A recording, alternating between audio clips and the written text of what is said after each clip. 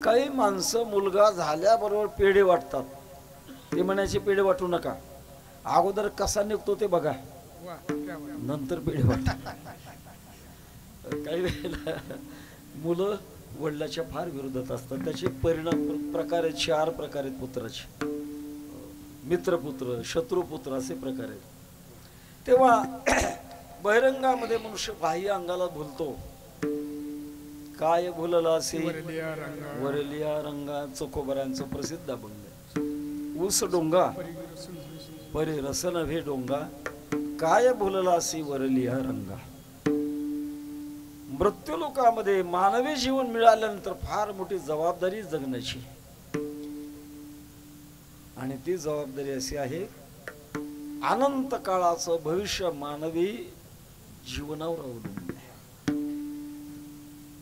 प्रकार असा आहे, काही भोग योनी आहेत आणि काही कर्म योनी आहेत. एक मनुष्य जर सोडला तर मनुष्य कर्म योनी आहे आणि बाकीच्या सगळ्या भोग योनी आहेत. भोग योनीमध्ये जबाबदारी नाही, पण कर्म योनीमध्ये फार जबाबदारी मारा. आता उदाहरणार्थ, एखाद्या वाघानं कुत्रं जर खाल्लं तर वाघाला पाप लागत नाही, कारण ती भोग योनी आहे. पण माणसाकडे अशी जबाबदारी, आपण एवढा समाज या ठिकाणी आला चालत किंवा वाहन आणले असतील, आपल्या वाहनाच्या टायर खाली किंवा आपल्या चपला खाली किंवा जोड्या खाली येत असताना कितीतरी जंतू मेले असतील, आणि त्या पापाचा जबाबदार कोण आहे? मग मनुष्य. माणसाला प्रत्येक पाऊल अत्यंत जबाबदारीने टाकावं लागत असतं. का बरं? माणूस हा अभिमानी प्राणी आहे. माणसामध्ये संस्कार आहेत, माणसामध्ये विचार आहेत, माणसामध्ये कर्तव्य आहे. त्याच्यामुळे माणसावर फार मोठी जबाबदारी आहे. एकदा काय झालं, एका शहरामध्ये अशी एक बोर्ड लावलेला होता, येथे लघवीस बसू नये.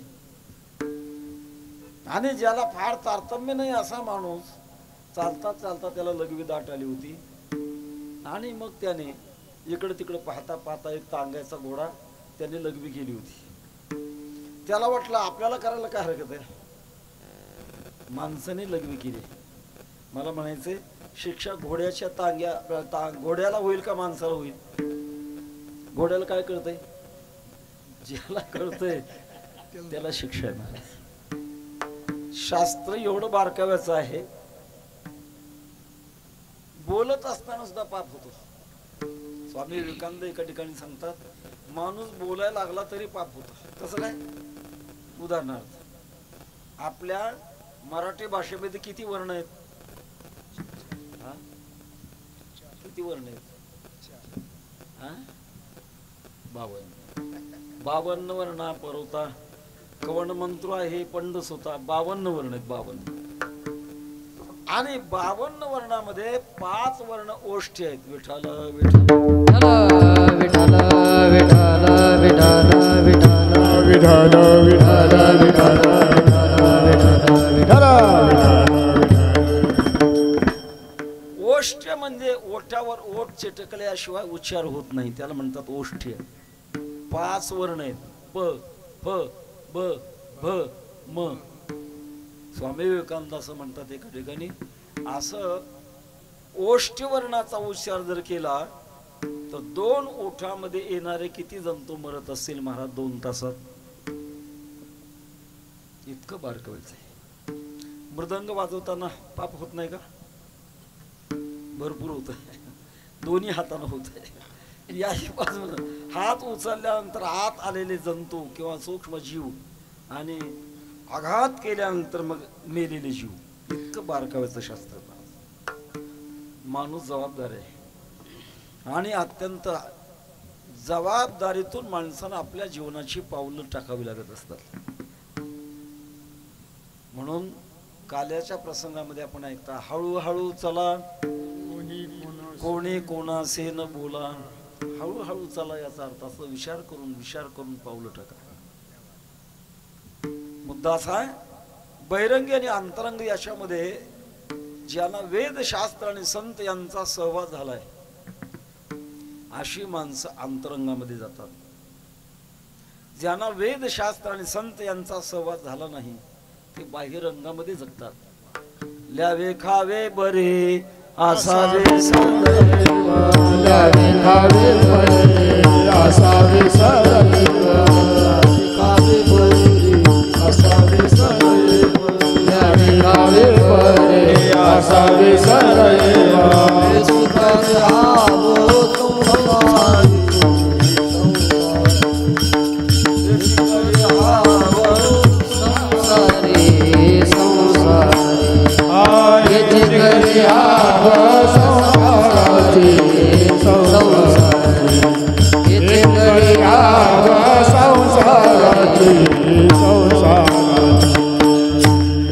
चांगलं ल्यावं, चांगलं प्यावं, चांगलं खावं हे माणसाची सहज प्रवृत्ती आहे.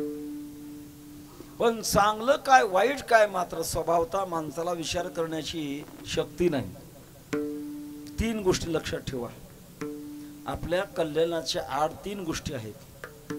पहिलं आहे अज्ञान, दुसरं आहे अश्रद्धा आणि तिसरं आहे आळस. 3 गोष्टीमुळे माणूस परमात्म्याच्या आनंदापर्यंत पोहोचत नाही. पहिली गोष्ट आहे अज्ञान. काय मिळवायचंय याचं ज्ञान आपल्याला नाही. जे एक मिळवल्यानंतर जगातलं सगळं मिळलं जातं असं आपल्याला ज्ञान नाही. महाराज, सामान्य माणसं आपलं जीवन जसं असेल तसं चालत राहतात, त्याच्या विचाराचा ताबा ठेवत नाही. आमचे वैकुंठवर्षी गुरुवर्य दृष्टांत सांगायचे. 2 भिकारी होते. भिकारी आणि दोघे शंकर सोसायटीचे सभासद होते. इकडे कळतो का शब्द? कळतो? मला सगळ्या चमत्कारात हा मोठा चमत्कार वाटतो की या शब्दाचा अर्थ नेमका तोच का केला जातो. कुठल्या डिक्शनरी मध्ये शंकर सोसायटी म्हणजे गांजा ओढणारे असं त्याचा अर्थ केला जातो. 2 भिकारी भरपूर गांजा ओढला आणि भुसावळ सारखं रेल्वे जंक्शन स्टेशन प्रवासाला निघाली. स्टेशनवर आल्यानंतर गाडी प्लॅटफॉर्मला लागली. दोघे एका डब्यात चढले, शेजारी शेजारी बसले. गाडी सुरू झाली. 5-7 किलोमीटर गाडी गेल्यानंतर एकाने एकाला विचारलं, बाबाजी आपको कहाँ जाना है? तो बोले हमें बंबई जाना है. ज्याला मुंबईला जायचं होतं त्याने प्रतिप्रश्न केला, फिर आपको कहाँ जाना है? तो बोले हमें नागपूर जाना है. नागपूर मुंबई विरुद्ध टोक. बसले ते एका गाडीत. समोरच्या माणसानं पाहिलं यांचे डोळे लालबुंद आहेत, चालण्यात मेळ नाही, बोलण्यात मेळ नाही. ज्याला नागपूरला जायचंय त्याला आपण सूचना करू, कमीत कमी त्याने पुढच्या स्टेशनवर उतरून घ्यावं. त्याने सांगितलं, बाबाजी ये गाड़ी तो मुंबई जा रही है, नागपूर नहीं जाने वाली, आप अगले स्टेशन पे उतार लो. त्याच्या लक्षात आलं की मुंबईला जात नाही, आपल्या नागपूरला जात नाही, मुंबईला चालली आहे आणि पुढच्या स्टेशनवर उतरून घ्या म्हणतात. त्यांनी सांगितलं हमें उतारने की कुछ जरूरत नहीं है, उतरायची काही गरज नाही. क्यों? हमें नागपुर क्या और मुंबई क्या, कहीं भी जाकर भीख ही मागना है. तसं सामान्य जीवाला 5 विषयाच्या दारात भीकच मागायची आहे. विठ्ठल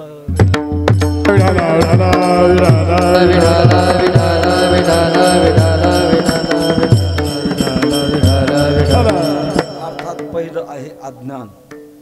काय मिळवायचंय हे कळत नाही. असं मिळवलं पाहिजे की जे मिळवल्यानंतर मिळवण्याचं शिल्लक राहणार नाही. तेने झाले अवघे काम,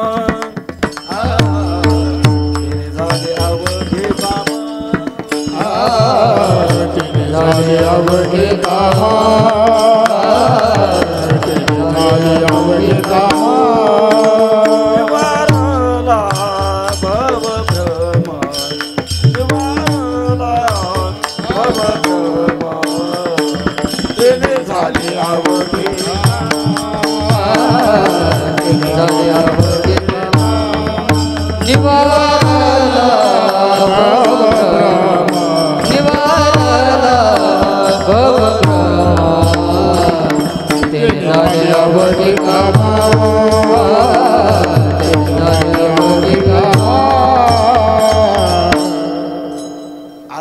ज्ञानाचे दोन प्रकार आहेत, मूल अज्ञान आणि तूल अज्ञान. जगातल्या वस्तूविषयी जे अज्ञान आहे त्याचं नाव आहे तूल अज्ञान, आणि परमात्म्याच्या सुखाचं जे अज्ञान आहे त्याचं नाव आहे मूल अज्ञान. शाळा कॉलेजमध्ये जे ज्ञान मिळतं ते अपराविद्या आहे. वैकुंठवासी गुरुवर शांताराम गुरुजी म्हणायचे, शाळा कॉलेजमधलं ज्ञान भात भाकरी मिळवण्याचं ज्ञान आहे, याच्यापेक्षा पलीकडे ते जात नाही. देशाला स्वातंत्र्य प्राप्त होऊन 79 वर्ष झाले. शासनाच्या वतीने शैक्षणिक क्षेत्रामध्ये कितीतरी प्रगती केली, पण किती जरी प्रगती केली तरी शेवटी त्याला अपराज्ञान म्हणतात. पराज्ञान नाही. परायया तदक्षरम अधिगम्यते. अक्षर परमात्मा ज्याच्यामुळे प्राप्त होतो त्याचं नाव आहे पराविद्या. आणि अपराविद्या जगातल्या प्रत्येक गोष्टीविषयी असणारं अज्ञान, त्याचं नाव आहे अपराज्ञान. एक छोटासा प्रसंग आहे. ज्या काळात हिंदुस्थानची फाळणी झाली नव्हती त्या काळात लाहोर शहर हिंदुस्थानमध्ये होतं. फाळणी झाल्यानंतर ते आता पाकिस्तानची राजधानी आहे. लाहोर युनिव्हर्सिटीमध्ये गणितशास्त्राचे प्राध्यापक होते. त्यांचं नाव होतं तीर्थराम. अतिबुद्धिमान. गणितासारखा क्लिष्ट विषय पण त्यांच्या हातचा मळ होता. एके दिवशी कॉलेज सुटलं होतं. तीर्थराम आपल्या घराकडे निघाले होते. जाता जाता असा एक आध्यात्मिक कार्यक्रम चालू होता. एकच वक्ता बोलतोय आणि हजारो माणसं शांत बसून ऐकतात. कौतुक वाटलं, काय चाललंय इथं. तीर्थराम हाताची घडी घालून उभे राहिले ऐकत. विषय चालला होता, उत्तिष्ठत जागृत प्राप्यवरा निबोधत क्षुरस्य धारा निशिता दुरत्या दुर्गम पतस्तत कवय ओदंत. उठा जागी वारी आता, स्मरण करा पंढरीनाथा, भावे चरणी ठेवा माथा, चुकवी व्यथा जन्माच्या क्षणभंगुर नाही भरवसा. क्षणभंगुर नाही भरवसा. अरे सावध थोडा माया आशा, अरे सावध थोडा माया आशा. काही नचले मग गळा पडेल फासा, काही नचले मग गळा पडेल फासा. पुढे हुशार थोडा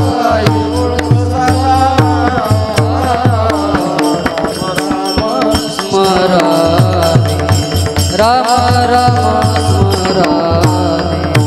पुढे हुशार थोडा आहे उळसारा. राम राम स्मराने. राम राम स्मराने. अति महत्वाचा विषय रंगात आलेला होता. आणि तीर्थराम हाताची घडी घालून ऐकत उभे राहिले होते. मनावर परिणाम होत होता. वैकुंठवासी गुरुनाम गुरु बंकट स्वामी महाराज म्हणायचे, पेटणाऱ्या वस्तूचे 3 प्रकार आहेत. कापराच्या जातीचे, गोवरीच्या जातीचे आणि शेणाच्या जातीचे. कापराच्या जातीचे कापराची वाती ताबडतोब बढत होते. आणि शेणाच्या जातीचे गोवरीच्या जातीचं फुंकून फुंकून धुमसून धुमसून आषाढी कार्तिकी आषाढी कार्तिकी हळू हळू हळू हळू हळू पेटत राहत. आणि तिसरं शेणाच्या जातीचं. शेणाला पेटवायला गेलं तर पेटत नाहीच नाही, पण पेटवणाऱ्याला विझवत. जात शेणाची. अहो चला पंढरपुरा चला, पांडुरंगाच्या दर्शनाला चला ना कार्तिक वारीला. पांडुरंग काय पंढरपुरातच आहे का, आपल्या गावात नाही का. ज्ञानोबा तुकोबा जे कळालं नाही यांना कळालं. शेणाची जात. कापराच्या जातीची असतात. त्यांना सांगितल्याबरोबर तुका म्हणे कानी ऐकली माता तोची झाला घात जीवपणा. लक्षात आलं हे बरोबर आहे. हा विषय किती दिवसानं मी ऐकला. आतापर्यंत माझं आयुष्य मातीत गेलं. आणि नोकरीचा राजीनामा दिला, संन्यास घेतला. संन्यास घेताना शेंडी काढावी लागते, जानवं तोडावं लागतं, दीक्षा घ्यावी लागते आणि नाव बदलावं लागतं. पहिलं नाव होतं तीर्थ, अंती केलं उलट रामतीर्थ. हिमालयात गेले, कठोर तपश्चर्या केली, परमात्म्याचा साक्षात्कार झाला आणि जीवन पूर्ण झालं. मला एवढं सांगायचंय की शाळा कॉलेजमधलं ज्ञान ते वेगळं ज्ञान आहे आणि आपल्या उद्धाराचं ज्ञान ते वेगळं ज्ञान आहे. वेदशास्त्र आणि संत यांच्या माध्यमातून कळत असतं. पण काही वेळेला ज्ञान झालं त्याच्यावर श्रद्धा जर नसली तर काही कामाचं नाही. बरेच वक्ते फिलॉसॉफीवर 2-2 तास व्याख्यान देतात, पण एकादशीला कांद्याची भजी खातात. कळालंय का? पटलंय? नुसतं कळालंय, पटलेलं नाही. बरं, काही ना कळतंय, पटतंय, पण आळस असतो. अशा आळसी जीवनामध्ये आओ पंढरपूरला जायचंय, वारी आहे, चला ना यात्रे. पंढरपूरला आल्यानंतर भगवान पांडुरंग परमात्मा सांगतात, आषाढी कार्तिकी विसरू नका मज सांगत असे गुज केशवराज. चला आताच काय गडबड आहे, जाऊ ना पुढं. पुढं जाऊ म्हणता म्हणता पंढरपूरला जात नाहीत, पण वैकुंठाला जातात. आळस. तिन्ही प्रकारच्या दोषाला दूर करावं लागत असतं आणि परमार्थाची वाटचाल करावी लागत असते. ही वाटचाल करत असताना सुद्धा फार मोठी दक्षता घ्यावी लागते महाराज. परमार्थ म्हणजे परमार्थ नव्हे, लेकुराच्या गोष्टी तेथे व्हावा पोटी अनुताप. आपण करतोय ते आपल्यात राहावं लागतं. आपण जी साधना केली ती साधना शेवटपर्यंत आपल्यापुढे टिकली पाहिजे, शक्ती टिकली पाहिजे. जर ते ज्ञान नसेल तर माणसाची शक्ती नष्ट होत असते. विषय फार लांबट येतो, इतक्यात थोडक्यात सांगण्यासारखा नाही, म्हणून जाता जाता सांगतो. साधनेचं ज्ञान असावं लागतं आणि साध्याचंही ज्ञान असावं लागत असतं. असं ज्ञान पूर्णत्वाला प्राप्त झालं, परमात्म्याची भक्ती करता करता अंतःकरणामध्ये मुरली आणि मुरल्यानंतर इतरांच्या पेक्षा जीवन काही वेगळं बनलं. वेगळं बनलं म्हणजे वैष्णवांचं जीवन इतरांपेक्षा कसं वेगळं बनतं? अभंगाच्या पहिल्या चरणात महाराज सांगतात, पट्टढाळू आम्ही विष्णुदास जागी, पट्टढाळू आम्ही विष्णुदास जागी, पट्टढाळू आम्ही विष्णुदास जागी, पट्टढाळू आम्ही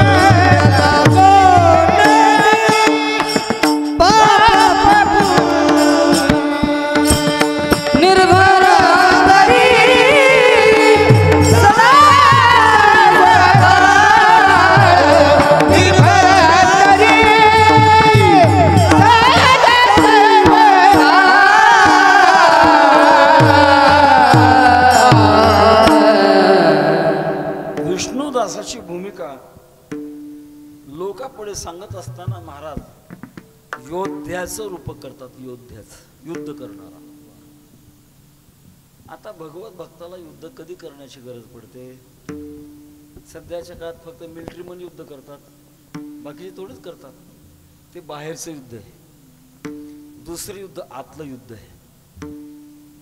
रात्रंदिवस आम्हा युद्धाचा प्रसंग, आंतरबाह्य जग आणि मन.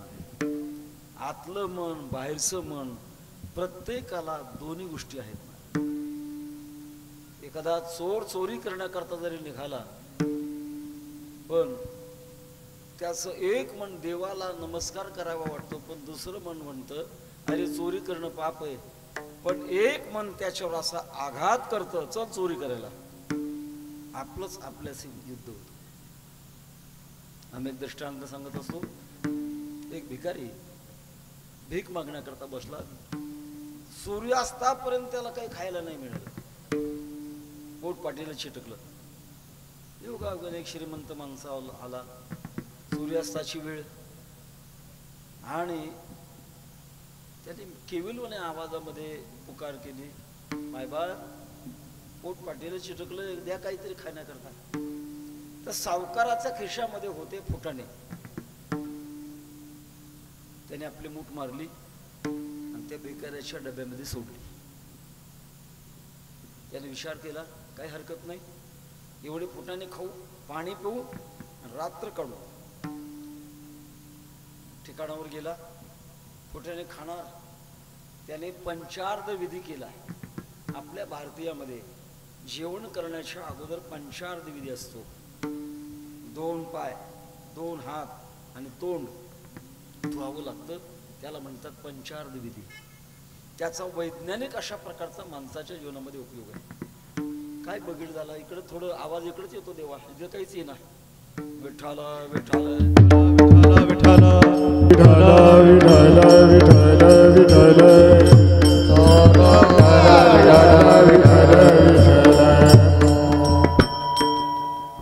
बर का ऑपरेटर साहेब, थोडं ऐका.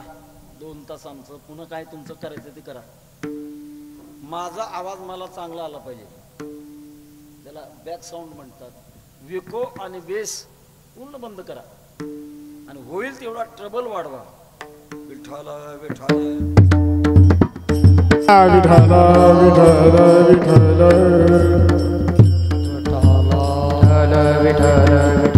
विठ्ठल विठ्ठल. तेव्हा आपला विषय होता, दृष्टांत सांगत होतो आपण.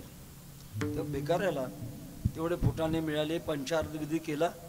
ठिकाणावर जाऊन तो फुटाणे खाऊ लागला. फुटाणे खाता खाता संपत आले आणि बुडाला एक सोन्याचं नाणं दिसलं. त्या काळात सोन्याच्या नाण्याचं चलन होतं. सोन्याचं नाणं पाहिल्यावर मनाला आनंद झाला. धन्याजी देणं झाले सोन्याचे दर्शन. बरं वाटलं, पण तेवढा भागलं नाही. दुसरं मन म्हणलं, अरे काय आनंद मानतोस, त्याने तुला फुटाणे खाण्याकरता दिले का सोन्याचं नाणं दिले, का आनंद मानतो.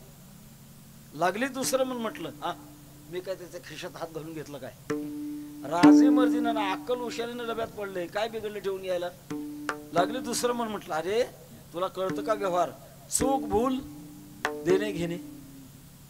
एकदा हे मन एकदा ते मन, एकदा हे मन एकदा ते मन. रात्र गेली, झोप नाही आली त्याला. सकाळी उठला आणि जिथं काल भिक्षा मागण्याकरता बसला होता तिथं गेला. योगागोने तो सावकार आला. ते सोन्याचं नाणं घेऊन त्याच्याकडे गेला. सावकार, हे सोन्याचं नाणं, तुमचं नाणं तुम्ही घ्या.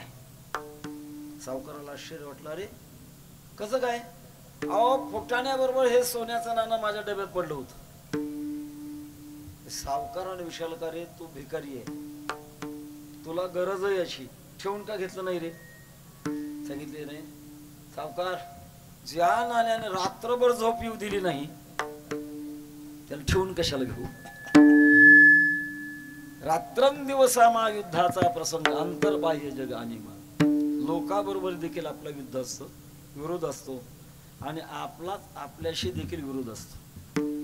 यामध्ये मात्र युद्ध करत असताना तुकोबारा म्हणतात, पट्टे ढाळू आम्ही विष्णुदास जगी. आम्ही आमच्या वृत्तीच्या सभोवती पट्टे ढाळतो, म्हणजे फिरवतो. पूर्वीच्या काळात युद्धामध्ये पट्टा एक होता. जर शत्रूने दगड मारली, ती दगड आपल्याला अंगाला लागू नये पट्टे फिरवायचे, आणि पट्टे फिरवल्यानंतर तो दगड लागत नाही. आम्ही एक असा माणूस पाहिला आमच्याकडे, काठी फिरवायचा. कसाही दगड मारा त्याला, काठीनं तो परतच जायचा. अशी एक प्रकारची कला आहे. तुकोबाराय म्हणतात आम्ही सुद्धा आमच्यावर येणारे जे प्रहार आहेत त्या प्रहाराकरता पट्टे ढळतो. दोन शब्द लक्षात घ्या, एक प्रहार आणि दुसरा प्रतिकार. आसुरी माणसं प्रहार करतात आणि सात्विक माणसं प्रतिकार करतात. आपल्या देशामध्ये मोठा प्रसंग येतो महाभारत काळातला. कौरवांनी प्रहार केला होता आणि पांडवांनी प्रतिकार केला युद्धाच्या बाबतीमध्ये. तेव्हा प्रहार आणि प्रतिकार हे दोन शब्द थोडे लक्षात ठेवण्यासारखे. वैष्णव जरी असला तरी त्याने प्रतिकार करू नये असं नाही महाराज. दयेचं सुंदर स्वरूप तुकोबारा सांगतात. आणि निर्दळन कंटकाचे आणि निर्दळन कंटकाचे आणि निर्दळन कंटकाचे दयातीचे नाव भूतांचे पालन दयातीचे नाव भूताचे पालन दयातीचे नाव भूताचे पालन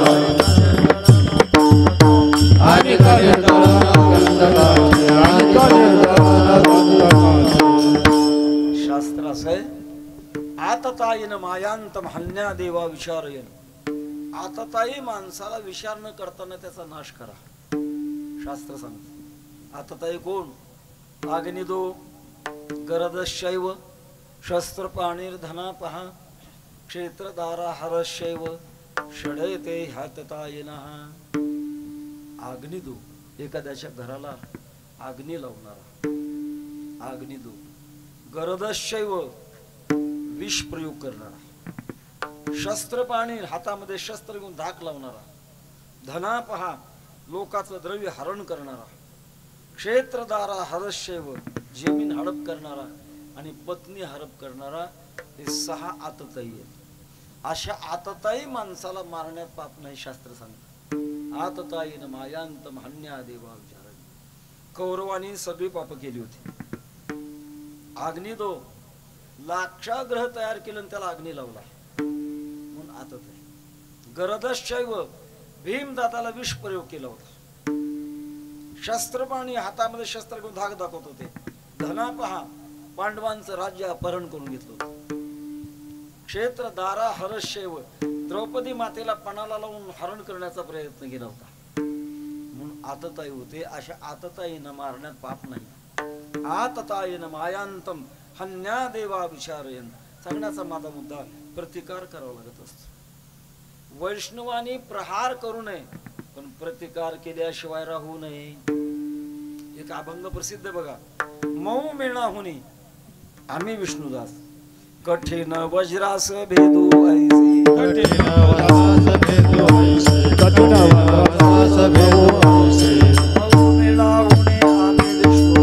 मऊ मेणा होणे आम्ही विष्णुदास मऊ मेणा होणे आम्ही विष्णुदास मऊ मेणा होणे आम्ही विष्णुदास मऊ मेणा होणे आम्ही विष्णुदास.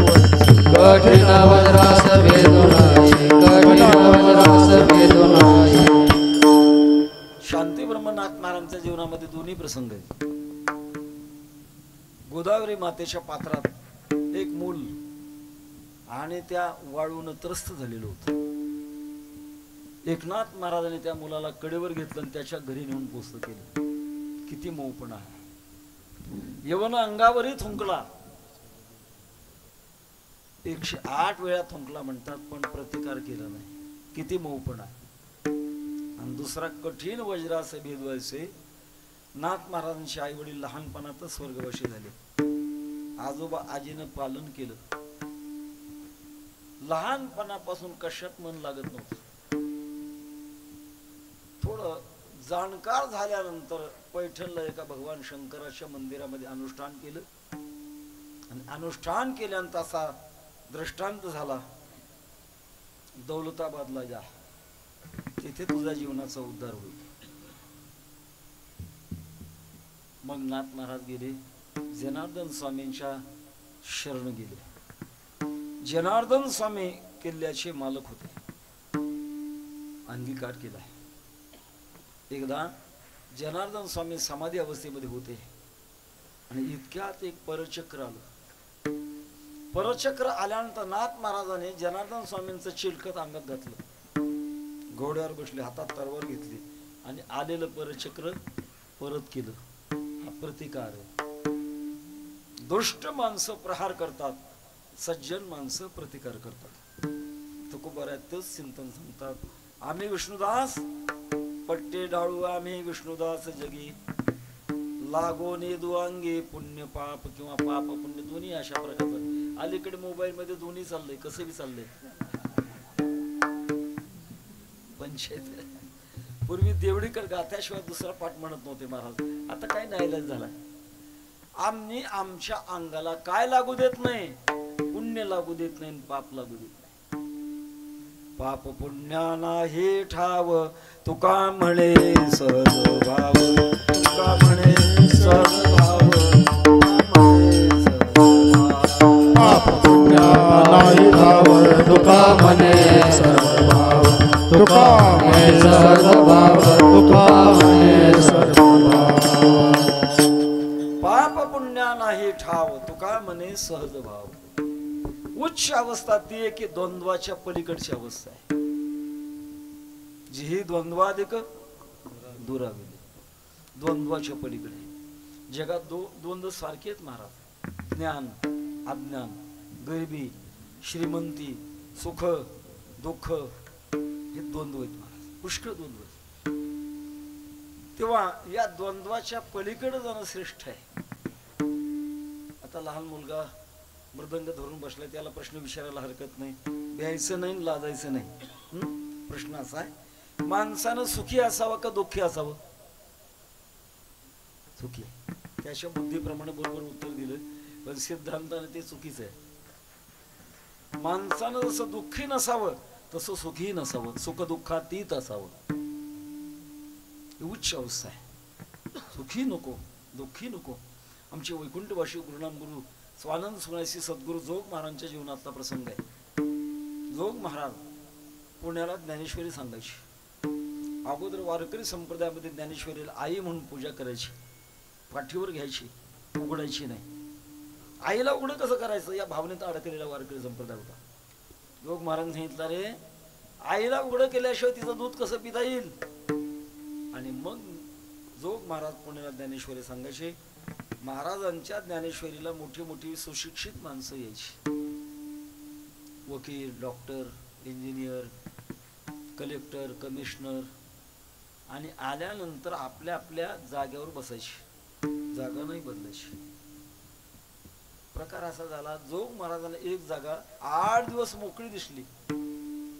जवळच्या माणसाला विचारलं, का हो वकील साहेबाची जागा 8 दिवस झाली मोकळी आहे, काही गावाला गेले का? जवळच्या माणसाने सांगितलं, महाराज तुम्हाला माहित नाही वाटतं, काय घरीच आहेत, घरी रडत बसलेत. का बरं? त्यांची पत्नी स्वर्गवासी झाली आहे म्हणून रडत बसले. जोग महाराज हे नैष्ठिक ब्रह्मचारी होते, हसले आणि म्हटले, काय वेळ आहे, बायको मिळाली तेव्हा हसला आणि मेली तेव्हा रडू लागला. आम्ही हसतही नाही रडतही नाही. उच्च अवस्था ही महाराज, याला पट्टे ढाळणं म्हणतात. लागोने दुआंगे पुण्य पाप. आमच्या जीवनात पुण्य लागत नाही आणि पापही लागत नाही. पुण्य जरी तुम्हाला आम्हाला अनुकूल वाटत असलं तरी भोगाच्या दृष्टिकोनातून पुण्य हे माणसाला भोग देणार आहे. भोगे रोगा जोडून या दिली अनेका, आरोचिते हो का आता सकाळपासून. भोगे रोग भयम कुले च्युती भयम, वित्ते नृपाला भयम, भीती भोगाची. त्याच्याकरता याच्या पलीकडे जाण्याची जी वृत्ती आहे त्या वृत्तीला महाराज सांगतात, लागोनी दुआंगी पुण्य पाप. आम्ही पुण्य लागू देत नाही आणि पाप लागू देत नाही. कसं काय? आत भिन्न राहिलेलो असतो. माणसाला पाप लागायला नको पण पुण्य लागावं असं माणसाच्या जीवनामध्ये इच्छा असते, पण खऱ्या अर्थाने पुण्य नको आणि पापही नको. त्याच्या पलीकडे जाऊ. पुण्य का नको? पुण्य करता होय पाप. दूध पाजोने पोशिला साप, करोने आगोर जप, दुःख विकत घेतले. काही पुण्य कर्म करता करता करता करता पापही देखील होत. एक मोठा शेठजी सावकार वरच्या मजल्यावर जेवण झालेलं होतं आणि शतपावली आपल्या त्या याच्यामध्ये करत होता, सज्जामध्ये. करता करता खालून एक भिकारी मोठ्यानं ओरडत होता. द्यावं गरीबाला काहीतरी द्या असं म्हणत असताना त्या सावकाराला दया आली. योगायोगाने त्या भिकाऱ्या माणसाला एक डोळा चालू होता आणि एक डोळा आंधळा होता. त्याला अलीकडे शुक्राचार्य म्हणतात. एक डोळ्याचा माणूस असला त्याला काय म्हणतात? शुक्राचार्य. तेव्हा सावकाराने खिशातनं एक मोठा रुपया होता चांदीचा काढला. ए घे रे बाबा. वरून जोरात फेकला. फेकलेला रुपया त्या भिकाऱ्याचा जो डोळा जिवंत होता, चांगला होता, त्या डोळ्यात उभा घुसला. गुबुळ फुटलं. पुण्य झालं का पाप झालं? पुण्य करिता होय पाप. दूध पाजवणे पोशिला साप, करोने आगोर जप दुःख विकत घेतले. पुण्य कर्म करत असताना सुद्धा अवघडच आहे आणि पापाच्या बाबतीमध्ये सुद्धा अवघडच आहे. पाप त्याचे नाव न विचारिता नीत, भलतेची उन्मत्त करी सदा. काही विचार न करताना उन्मत्त वृत्तीने जगतो, त्याचं नाव हे पाप. तेव्हा महाराज म्हणतात आम्ही असे काही विष्णुदास झालो की आता आमच्या अंगाला पुण्यही नको आणि पापही नको. तुका म्हणे आम्ही झालो अग्निरूप, लागून येतो पाप पुण्य अंग. आमच्या अंगाला पाप लागत नाही, पुण्य लागत नाही. का लागत नाही याचं कारण आहे वृत्ती अभिमान रहित झालेली असते. आणि अभिमान असेल तर त्याचा परिणाम आहे आणि अभिमान नसेल तर परिणाम नाही. उदाहरण आपल्याला पहा, भक्त श्रेष्ठ अर्जुन वैष्णव होते की नाही? केवढे वैष्णव होते महाराज. झोपेमध्ये सुद्धा जय कृष्ण श्रीकृष्ण त्यांचे केस म्हणत होते, इतकी वैष्णव होता त्यांच्याकडे. अर्जुन आणि युद्धामध्ये किती माणसं मारली हो? पाप लागलं का? अजिबात नाही. पाप लागलं असतं तर भगवान कृष्ण परमात्मा दूर गेले असते. हनुमंतरायाने लंकेमध्ये गेल्यानंतर किती राक्षस मारली? पाप लागलं का? नाही. तया करणे या आत घडो का त्रैलोक्याचा घात, परी तेने केली हे मात बोलू नये. हत्वापि सैमान लोकान नहंते न निबद्धते. अलीकडचा प्रसंग सांगतो आपल्या वारकरी संप्रदायातला. आमच्या पिढीच्या अगोदर, आपल्या पिढीच्या अगोदर एक वारकरी संप्रदायामध्ये आनंद महाराज वैजापूरकर होऊन गेले. अगोदर ते आर्य समाजामध्ये होते. आपल्या देशात 3 समाज आहेत: आर्य समाज, प्रार्थना समाज, ब्राह्मण समाज. आर्य समाज त्याला म्हणतो, तो वेदाला म्हणतो, देवाला म्हणतो, पण मूर्तीत देव नाही म्हणतो. देव निर्गुण निराकारच है. भगवान सगुण भी है और निर्गुण भी है, ये भी कैसा होता है असा त्यांचा प्रश्न आहे. तेव्हा आनंद महाराज आर्य समाजातले होते. एकदा वैकुंठवासी गुरुनाम गुरु बंकर स्वामी महाराजांचं कीर्तन ऐकण्याचा योग आला. एकच कीर्तन ऐकलं, मनावर परिणाम झाला नव्हता. का? स्वामी महाराजांची वृत्ती रंगलेली होती. पिकली हे वाचा राम पिकलेली होती, त्याचा परिणाम होतो महाराज. आणि आर्य समाज सोडला, वारकरी संप्रदायाची दीक्षा घेतली आणि अभ्यासाला लागले. ज्ञानेश्वरी माझी आई आणि गाथा माझा बाप या वृत्तीत असायची. झोपले तरी छातीवर गाथा घेऊन झोपायची. अत्यंत गाथ्यातले क्लिष्ट विषय पण आनंद महाराज वैजापूरकर सहज सांगायचे. मला आनंद महाराज वैजापूरकर हे थंडीच्या दिवसात कोट वापरायचे. आता कोट दिसत नाही, आता जॅकेट दिसतात जास्त. कोट वेगळा आणि जॅकेट, पूर्वीच्या काळात जॅकेट वेगळं होतं. कोट म्हणजे असं मनगटापर्यंत बाही असते आणि गुडघ्यापर्यंत खाली लांबलं असतं, त्याला कोट म्हणतात. आनंद महाराज वैजापूरकर कोट वापरायचे. जास्त लक्ष नसायचं, घाम आला तरी अंगामध्ये कोट असायचा आणि परिणामतः घामातून 2 प्राणी तयार होतात, एक लिका आणि दुसऱ्या वा. कोटामध्ये व्हायच्या वा. आनंद महाराज वैजापूरकर कोट उलटा करायचे, उन्हाला बसायचे आणि नखानं वा मारायचे. जवळचे सेवक म्हणायचे, महाराज आम्ही करतो ना ते काम, तुम्ही कशाला करता? आनंद महाराज म्हणायचे, तुम्ही नका, तुम्ही उवा मारल्या तर तुम्हाला पाप लागेल, मी मारल्या तर मला पाप लागत नाही, कारण नाही त्या विटाळ अखंड सोहळा अशा प्रकारची वृत्ती बनलेली असते. आम्ही आमच्या जीवनामध्ये पुण्य लागू देत नाही, पाप लागू देत नाही, याच्या पलीकडची आमची अवस्था झालेली आहे. बरं अवस्था झाली आहे, पण तुमच्या अंतःकरणामध्ये अपुरेपणा असेल ना. महाराज म्हणतात अपुरेपणा नाही, पूर्ण अवस्था आहे अभंगाच्या दुसऱ्या निर्भय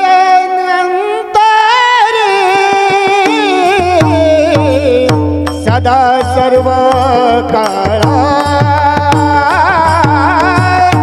निर्भय